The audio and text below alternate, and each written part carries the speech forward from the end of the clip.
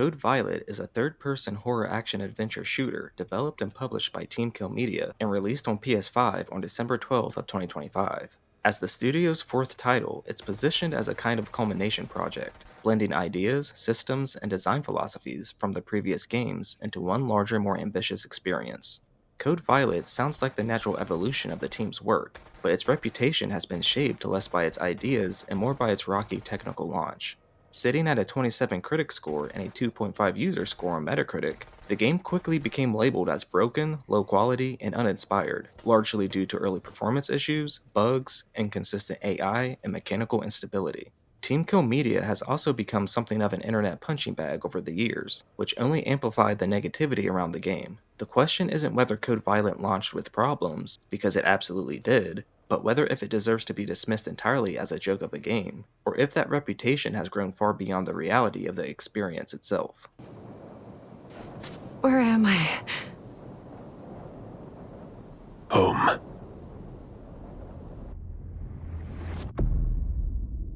Before even getting into the game itself, it's hard to ignore the amount of noise surrounding TeamKill Media.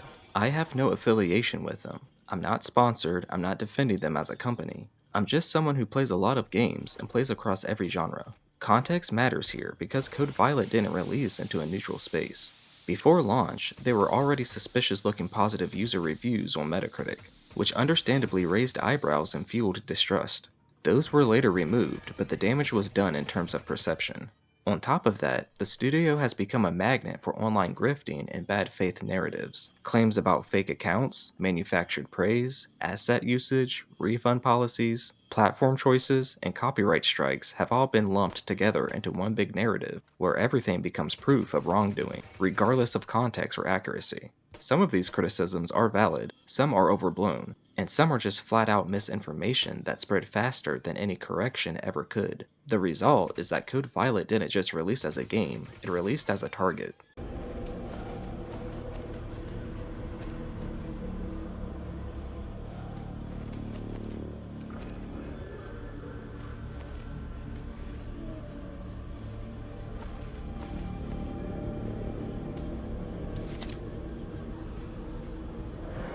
There's also the long-standing criticism of TeamKill Media's technical quality. Their games have always launched rough, and Code Violet was delayed specifically with promises of better optimization and stability. That's important because it sets expectations that the game ultimately didn't fully meet. Even at launch, it suffered from crashes, frame drops, AI bugs, broken mechanics, disappearing items, inventory issues, visual glitches, animation problems, and inconsistent performance, even on PS5 Pro.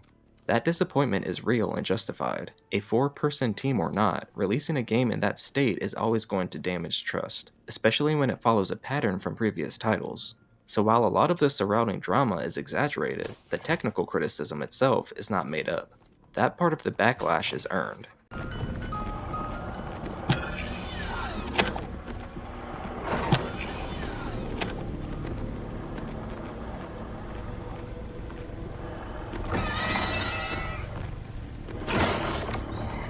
In terms of narrative structure, Code Violet does have a story, but is not presented in a traditional linear, heavy scripted way.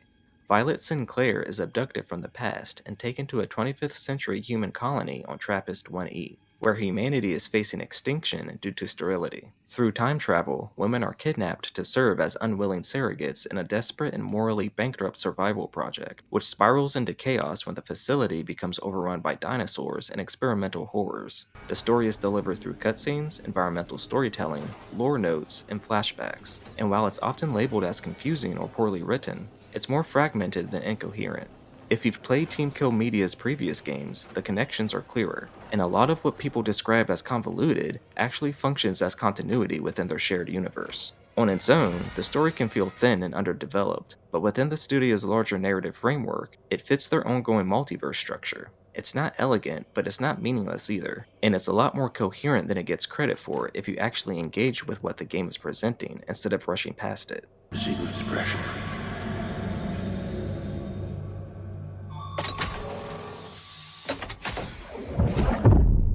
Do you believe them? Trust them? Why wouldn't I? Well, these are just dreams. Like before, dreams can do crazy things. Get some rest. I'll check on you in the morning. Gameplay is built around a familiar third-person survival action structure. You control Violet from an over-the-shoulder perspective, with the ability to walk, run, crouch, go prone, and engage in both stealth and direct combat. You start with basic gear like a pistol and a knife, and gradually gain access to weapons like shotguns and submachine guns, all of which can be upgraded and customized through the armory system. Progression is structured around moving through contained areas, gathering key items, solving environmental puzzles, surviving combat encounters, and culminating in boss-style challenges that gate progression to the next zone. The game leans heavily into classic survival mechanics, with limited inventory space, resource management, and constant decision-making about what to carry, craft, or leave behind.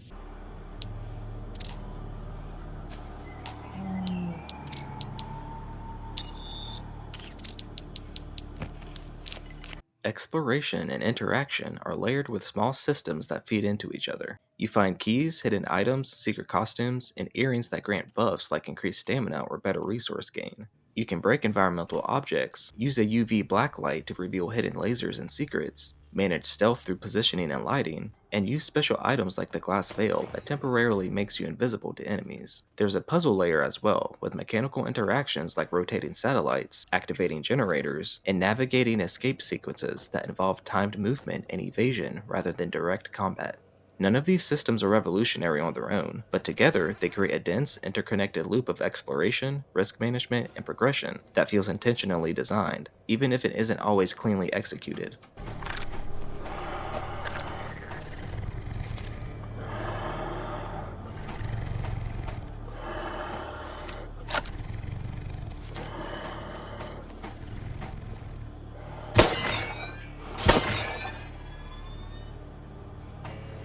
The inventory and crafting systems are where Code Violet leans hardest into survival design. You're constantly juggling materials like copper, steel, and red serpentine, alongside healing items, ammo, and tools. Crafting becomes a strategic layer rather than a convenience system, forcing you to make choices about whether to convert materials into ammo, health items, or space. Save rooms and storage boxes become part of the gameplay loop, not just stress points, and the back and forth of managing resources becomes a core rhythm of the experience. There is also a progression currency called mites, which are used to upgrade weapons, creating a longer-term progression arc that rewards exploration and enemy engagement.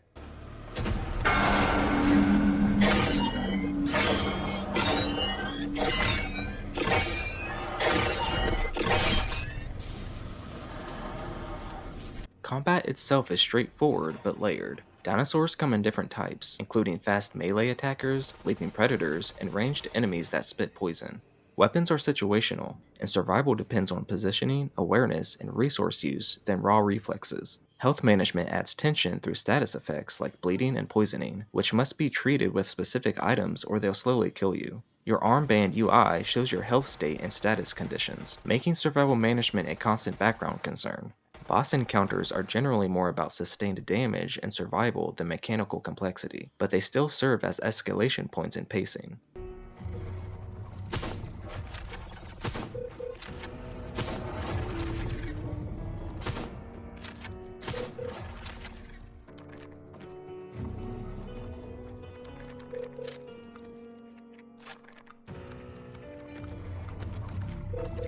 Where the game stumbles is consistency. AI behavior is unpredictable, animations are often stiff, enemies glitch into walls, attacks sometimes register without clear animations, and physics interactions can feel unreliable. Weapon upgrades don't always register properly, making progression feel inconsistent. Combat can feel unfair, not because it's difficult, but because the systems themselves aren't always stable. The save and respawn structure also creates an odd arcade-like loop, where enemies and items respawn after death or reloads, which can feel punishing or exploitable depending on how you engage with it. You can grind resources through respawn loops and trivialize progression, which undermines the survival tension that systems are clearly designed to create.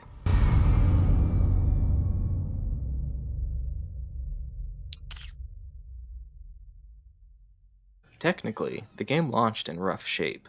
Crashes, frame drops, broken tutorials, disappearing items, camera issues, UI bugs, and performance instability were all present at release.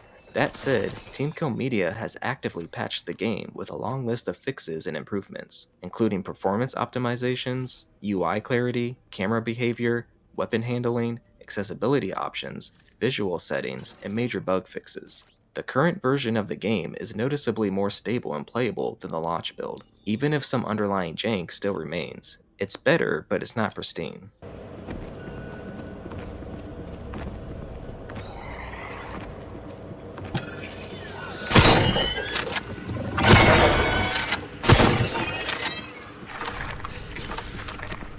Visually, Code Violet is genuinely strong in terms of atmosphere and art direction. The environments have a heavy industrial sci-fi aesthetic, with chaotic layouts that blend clean science facilities, ruined industrial spaces, natural outdoor zones, and surreal decorative elements. Sometimes the asset placement feels haphazard, but that disordered look actually supports the narrative chaos of the setting. Lighting, color use, and environmental composition are effective, and outdoor areas in particular stand out. Character models look solid artistically, even if facial animation and movement still feel stiff at times. The presence of AI-generated art in the environments is noticeable and personally disappointing, especially in a game that otherwise leans heavily on atmosphere and visual storytelling. It doesn't break the game, but it does weaken the overall artistic cohesion.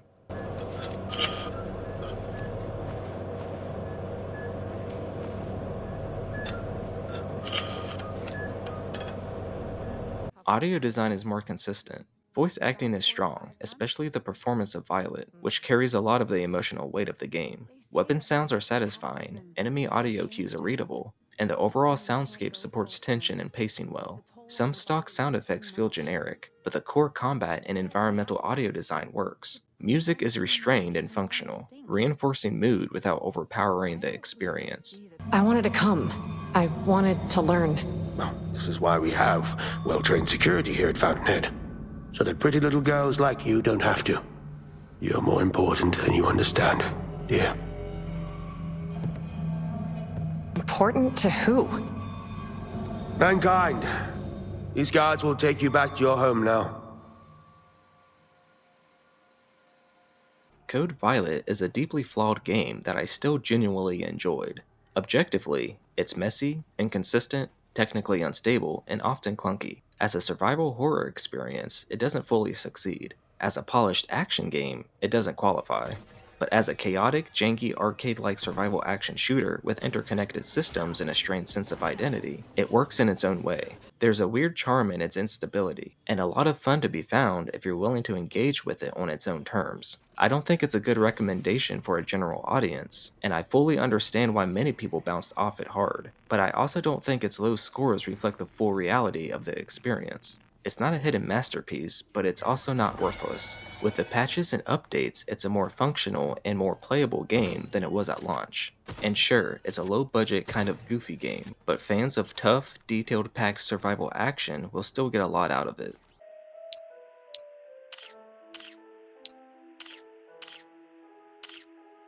I give Code Violet a 4 out of 10.